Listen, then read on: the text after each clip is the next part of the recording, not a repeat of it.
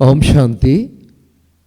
আজকে 16ই মার্চ 2026 আমরা শুনছি সাকার বাংলা মুরলী আজকের মহাবাক্য। এই মহাবাক্যে বাবা বলেছেন, মিষ্টি বাচ্চারা, তোমরা সদ্গতির জন্য সবথেকে অনন্য মত পেয়েছ যে দেহের সব ধর্ম ত্যাগ করে আত্ম অভিমানী ভব, মামেকম স্মরণ করো।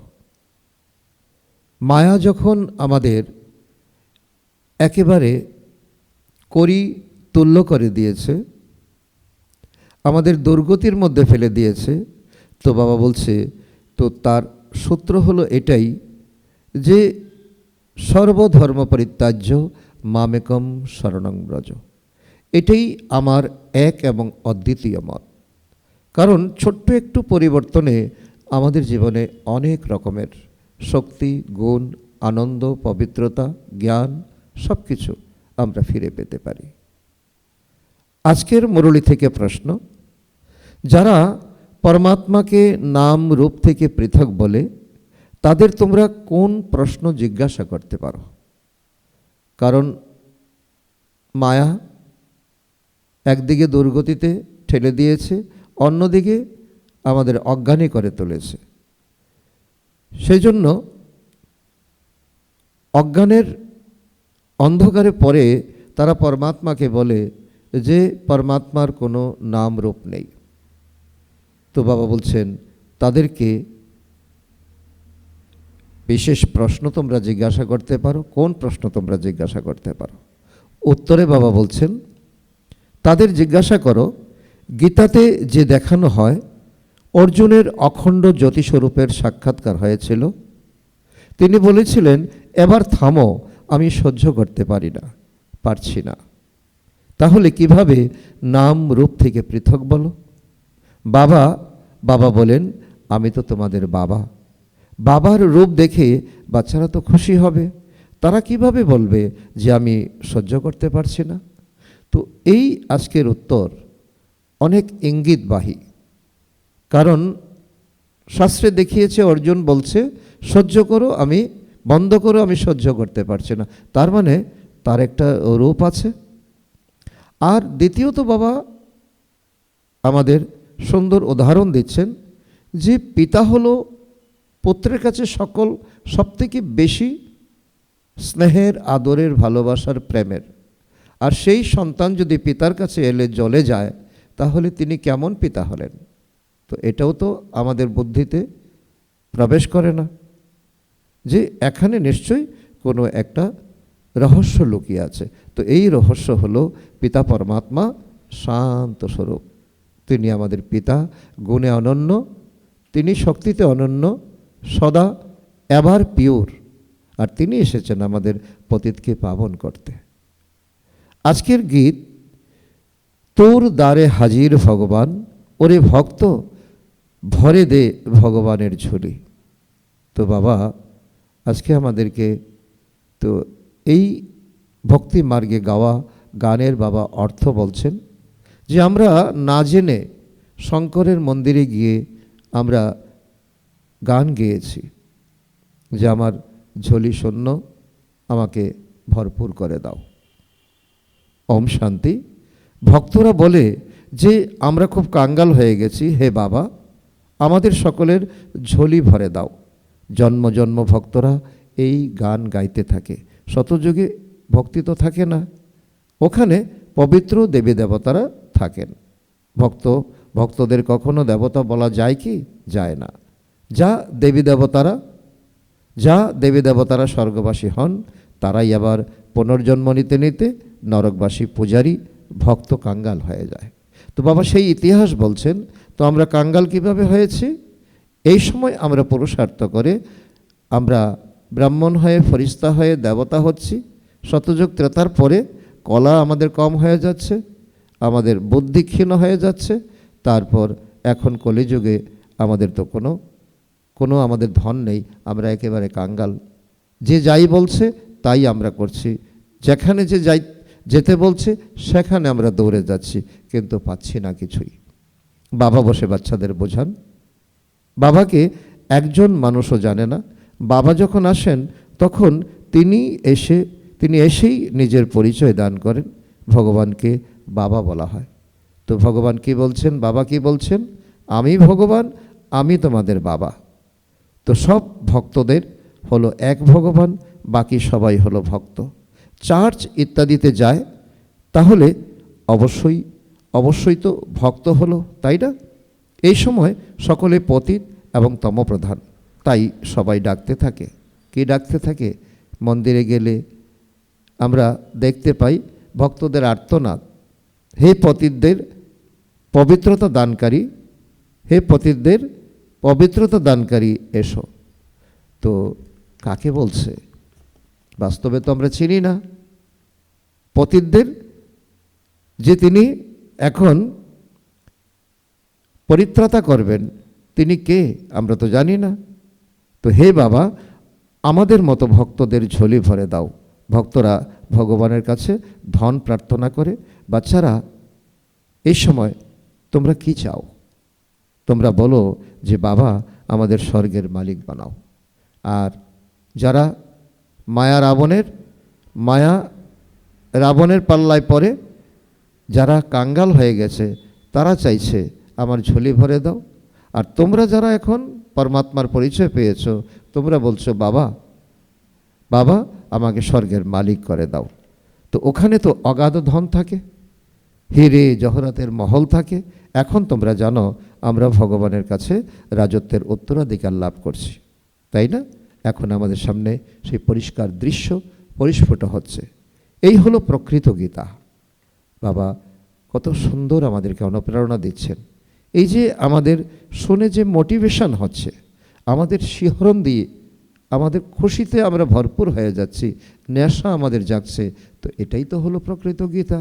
যেই গীতা মনে আমাদের আনন্দের খোরাক বসায়, যে হারিয়ে যাওয়া স্রোতকে আবার তো গতি বাড়ায়।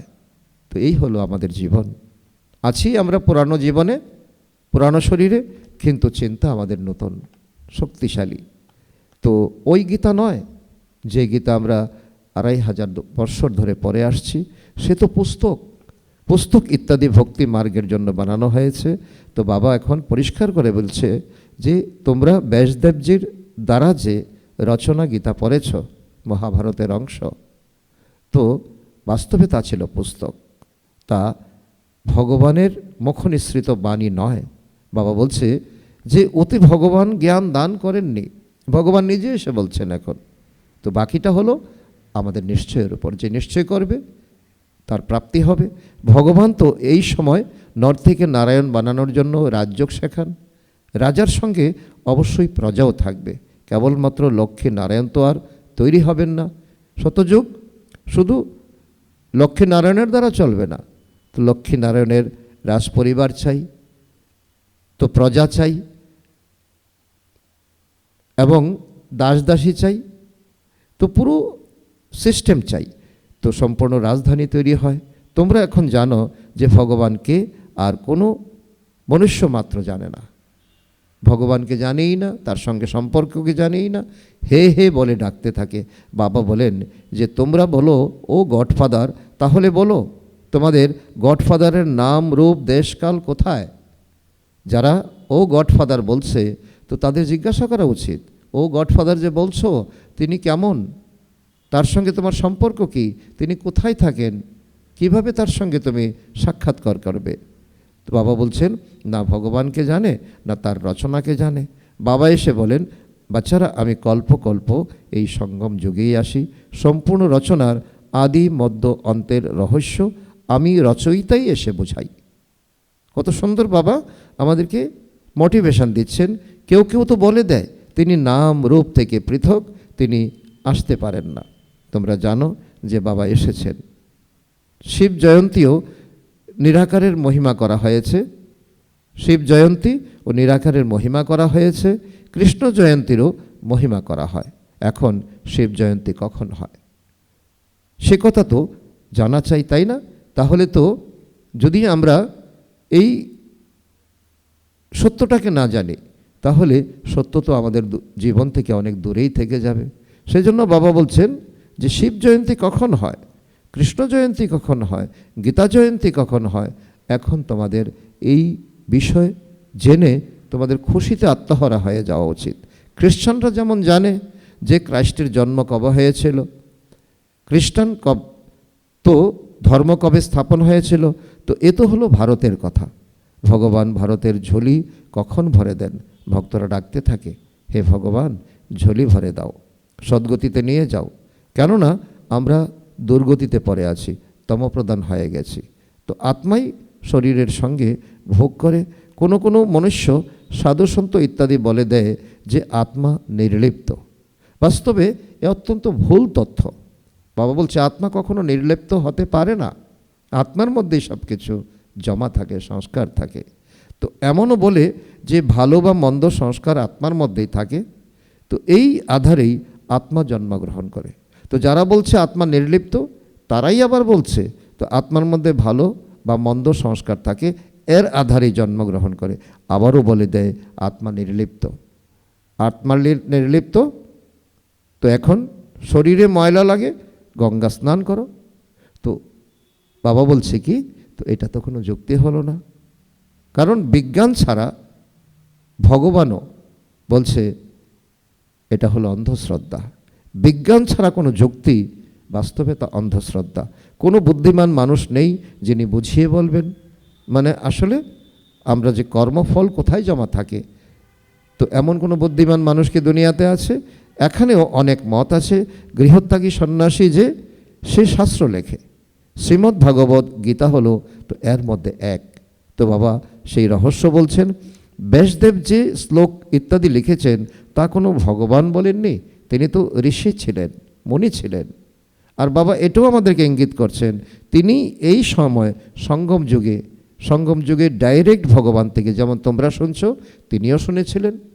এবং দাপর যুগে ড্রামাতে ওনার উপর এমন দায়িত্ব দেওয়া, ওনার আত্মার এমন টপ কোয়ালিটি, তিনি ভক্তদের জন্য শাস্ত্র রচনা করবেন, যেটা তুমি পারবে না বা অন্যেরা পারবে না।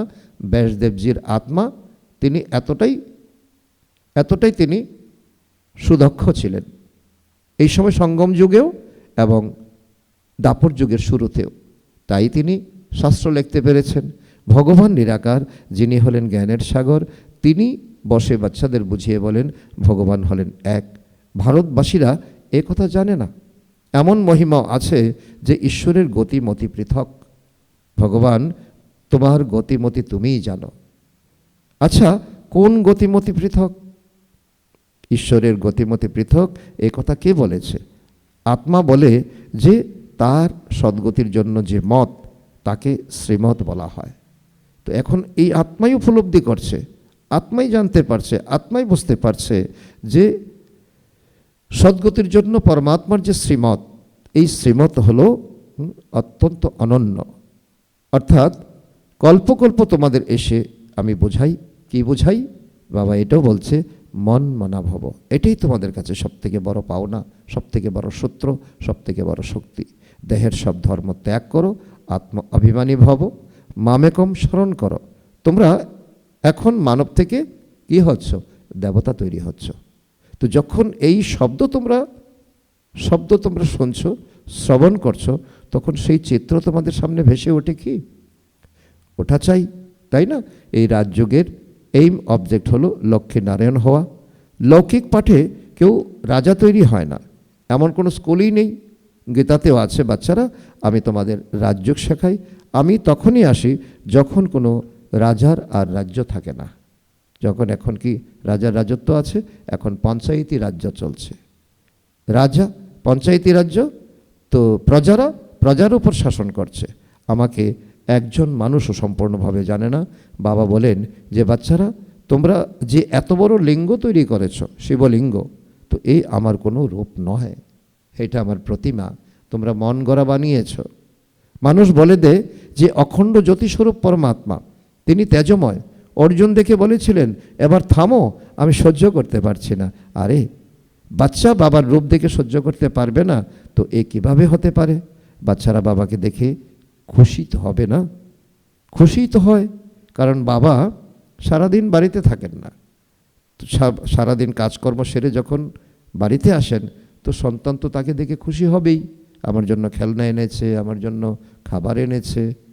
তো এখানে বাবা বলছেন, বাবা বলেন, আমার আমার তোমরা যা বলছো তেজময়, আমার এমন কোনো রূপ নেই, আমি হলাম পরমপিতা পরমাত্মা, অর্থাৎ তোমাদের বাবা, অর্থাৎ দূরের থেকে দূরের নিবাসী, পরমধাম নিবাসী, পরম আত্মা অর্থাৎ পরমাত্মা। আমার এমনও মহিমা করা হয়, পরমাত্মা মনুষ্য সৃষ্টির বীজরূপ, তার ভক্তরা মহিমা করে। শতযুগ ত্রেতাযুগে কেউ মহিমা করে না, কেননা ওখানে তো সুখেই সুখ থাকে। এমনও গেয়ে থাকে, দুঃখে সবাই স্মরণ করে, সুখে কেউ করে না। এর অর্থ মানুষ বুঝতে পারে না। কোন সময় আমরা স্মরণ করি, কোন সময় আমাদের স্মরণের প্রয়োজন নেই। তোতার মতো সবাই বলতে থাকে, তো সুখ কবে থাকে আর দুঃখ কবে হয়? এ তো ভারতেরই তো কথা, তাই না? 5000 বছর পূর্বে স্বর্গ ছিল, এরপর ত্রেতাতে 2 কলা কম হয়ে গিয়েছিল। শতযুগ আর ত্রেতাতে দুঃখের নামমাত্র থাকে না, সে হলো সুখধাম। স্বর্গ বললে মুখ মিষ্টি হয়ে যায়। আর দুনিয়ার লোক কি বলে, তো পিতা মারা গেছে, স্বর্গবাসী হয়েছে। তো বাস্তবে সিস্টেমটা এমন নয়। তাহলে বাবা বলছে, তো হ্যাভেনে আবার দুঃখতা থেকে আসবে। মানুষ বলে থাকে, তো ওখানেও কংস জরাসন্ধ ইত্যাদি ছিল, কিন্তু এ তো হতে পারে না। কংস জরাসন্ধ মানে কি? দস্যু, অর্থাৎ দস্যু বৃত্তি তাদের। তো শতযুগ যদি সুখের দুনিয়া হয়, সেখানে কংস জরাসন্ধে কী করে থাকবে? ভক্তরা মনে করে আমরা অতি ভক্তি করি, তাই দর্শন হয়। এটাও কিন্তু অনেকের মান্যতা, অনেকের, আমরা যদি ভালো ভক্তি করতে পারি, ভগবান এসে আমাদের দেখা দেবে। দর্শন হওয়া অর্থাৎ আমি ভগবানকে পেয়েছি। তো লক্ষ্মীর পূজা করছি, তার দর্শন হয়েছে, বেশ, আমি তো পার পেয়েই গেছি, এতেই খুশি হয়ে যায়। কিন্তু এতেই কিছু নয়, এতে কিছুই নেই।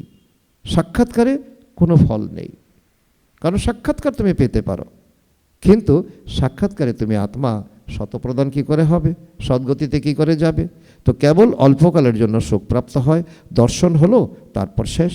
এমন তো নয় যে মুক্তি, জীবন মুক্তি পেয়ে গেল, কিছুই নয়। বাবা সিঁড়ির উপর বুঝিয়েছিলেন যে আমাদের 84 জন্মের উত্থান আর পতনের সিঁড়ি। বাবা বুঝিয়েছিলেন, কি বুঝিয়েছিলেন? ভারত উঁচুর থেকে উঁচু ছিল, আমরা একদিন দেবী দুনিয়াতে ছিলাম, ভগবানও উঁচুর থেকে উঁচু। ভারতে উঁচুর থেকেও উঁচু উত্তরাধিকার এই লক্ষ্মী নারায়ণের। যখন স্বর্গ ছিল সবাই শতপ্রধান ছিলেন, তারপর কলিযুগের অন্তে সবাই তমপ্রধান হয়ে যায়। তারা ডাকতে থাকে আমরা সম্পূর্ণ পতিত হয়ে গেছি। বাবা বলেন, আমি কল্পের সঙ্গম যুগে আসি তোমাদের রাজ্য শেখাতে। আমি যা বা যেমন, আমাকে যথার্থ রীতিতে কেউ জানে না। তোমাদের মধ্যেও পুরুষার্থের নম্বর অনুসারে সবাই জানতে পারে। তোমাদের সিঁড়ির চিত্র দেখাতে হবে, কারণ এখন মানুষের কাছে কোনো জ্ঞান নেই, অজ্ঞান অন্ধকারে নিমজ্জিত হয়ে আছে। তাদের কাছে এই উত্থান পতনের সুন্দর সিঁড়ি নিয়ে দেখাও। এ হলো ভারতের সিঁড়ি। শতযুগে দেবী দেবতা ছিল, 5000 বছর পূর্বে ভারত এমন ছিল। শাস্ত্রে লাখ বৎসরের কল্প লিখে দিয়েছে। বাবা বলেন লাখ বছরের নয়, কল্প হলো 5000 বছরের। 4 যুগ মিলিয়ে এক কল্প হয়। আর এই কল্পের শেষে পরমাত্মা অর্থাৎ সঙ্গম যুগে পরমাত্মা আসেন। শতযুগ ত্রেতা নতুন দুনিয়া, দ্বাপর কলিযুগ পুরানো দুনিয়া, অর্ধেক অর্ধেক হয়, তাই না? নতুন দুনিয়াতে তোমরা ভারতবাসী ছিলে। বাবা বোঝান যে মিষ্টি বাচ্চারা, এখন তোমরা নিজের জন্মকে জানো, বাকি কোনো রথ ইত্যাদির কথা নেই। রথ ইত্যাদির কথা নেই। যে শাস্ত্রে দেখিয়েছে মহাভারতের যুদ্ধ হয়েছে, সেই যুদ্ধের রথ দেখানো হয়েছে। আর অর্জুনের রথ চালিয়েছেন শ্রীকৃষ্ণ। কৃষ্ণ তো শতযুগের প্রিন্স ছিলেন, তিনি অর্জুনের সারথি হতে যাবেন কি কারণে? বিবেককে প্রশ্ন করলে বিবেক উত্তর দিয়ে দেবে, কারণ কৃষ্ণ শতযুগে ছিলেন আর কাহিনী দেখানো হয়েছে দ্বাপর যুগে। তো কৃষ্ণের সেই রূপ দিব্য দৃষ্টি ছাড়া দেখা যায় না। এই চৈতন্য রূপে তো শতযুগে ছিলেন, তারপর কখনোই এই রূপ পাওয়া যায় না। এরপর তো নাম রূপ দেশকাল পরিবর্তন হয়ে যায়। তো বাবা বলছেন যে চিত্র তোমরা এখন কল্পনা করছো, তিনি সত্যযুগে ছিলেন। তারপর তিনি কখনো এই চেহারা নিয়ে আর কখনো আগে আসবেন না, আগে আসবেন না। তোমরা 84 জন্মগ্রহণ করো, 84 জন্মে 84 মা বাপ পাওয়া যায়। সেই সব জন্মে ভিন্ন ভিন্ন নাম রূপ কাজ হয়। এই হলো ভারতেরই সিঁড়ি। আমরা তো এখন ব্রাহ্মণ কুলভূষণ। বাবা পূর্বকল্পে এসেও তোমাদের দেবী দেবতা বানিয়েছিলেন, ওখানে তোমরা সর্বোত্তম কর্ম করতে। কোথায়? সত্যযুগে তোমরা 21 জন্ম সম্পূর্ণ সুখী ছিলে। এরপর তোমাদের এই দুর্গতিতে কে পৌঁছে দিল? আমি পূর্বকল্পেও তোমাদের সদ্গতি দিয়েছিলাম। তারপর 84 জন্ম গ্রহণ করতে করতে তোমরাই অবশ্যই তোমাদের নামতে হয়। বাবা বলে যে তুমি ইচ্ছা করে থেকে যাবে না, তোমাদের নামতেই হবে। কলা কম হয়ে যাবে না, শক্তি কম হয়ে যাবে, গুণ কম হয়ে যাবে, তো নামতে হয়। সূর্যবংশীতে 8 জন্ম, চন্দ্রবংশীতে 12 জন্ম, তারপর তোমরা নেমে এসেছ। এই হলো তোমাদের ইতিহাস। তোমরাই সেই পূজ্য দেবী দেবতা ছিলে, তোমরাই আবার পূজারী পতিত হয়ে গেছো। ভারত এখন কাঙ্গাল, ভগবান উবাচু। তোমরা 100% পবিত্র আর solvent, ever healthy ever wealthy ছিলে। 100% তোমরা পবিত্র ছিলে সত্যযুগে, সলভেন্ট ছিলে এবং ওয়েলদি ছিলে, সম্পদশালী ছিলে তোমরা। ওখানে কোনো রোগ বা দুঃখের কথা ছিল না, কারণ সত্যযুগে দেবী দেবতাদের 150 বছর আয়ু হতো। সেখানে কোনো রোগ ব্যাধি, কোনো বালাই ছিল না। সেখানে শোকদাম ছিল। তাকে বলা হতো আল্লাহের বাগিচা। আল্লাহ বাগিচা স্থাপন করেছিলেন। তো যেই দেবী দেবতা সেখানে ছিলেন তারা এখন কাঁটায় পরিণত হয়েছে। আমাদের চরিত্র নেই, আমাদের আচার আচরণ নেই, আমাদের ব্যবহার নেই, সব কিছু পরিবর্তিত হয়ে গেছে। এখন তা জঙ্গলে পরিণত হয়েছে। তো জঙ্গলে কাঁটা থাকে না। বাবা বলেন কাম হলো মহাশত্রু, একে জয় করো। তোমাদের এই কাম কি করেছে?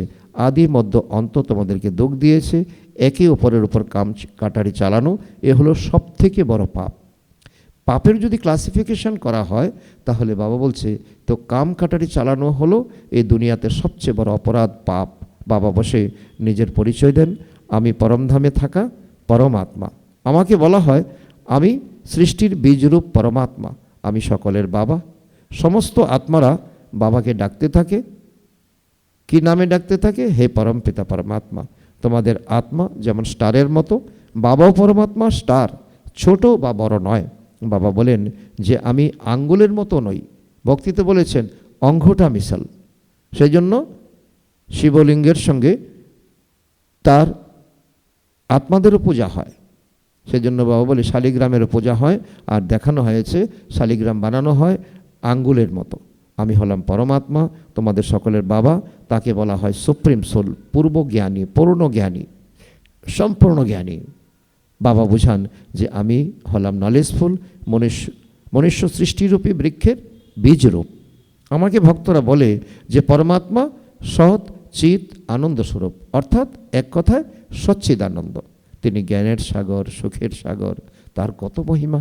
তিনি দীনদয়াল, তিনি প্রেমের সাগর। যদি নাম রূপ দেশকাল না থাকে তাহলে কাকে ডাকবে?